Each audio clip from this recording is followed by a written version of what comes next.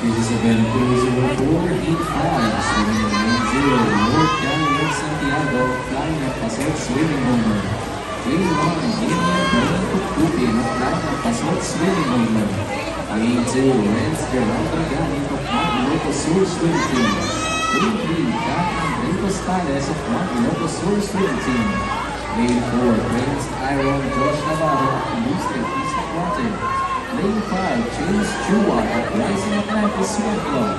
Lane 6, Sebastian Rafael Polilla of Aquasonic Swimming Team. Lane 7, Cyrion Inigo Caico of Flying the Pasok Swimming Homer. Lane 8, Josh Evan Cuevas of Pasig City Swimming.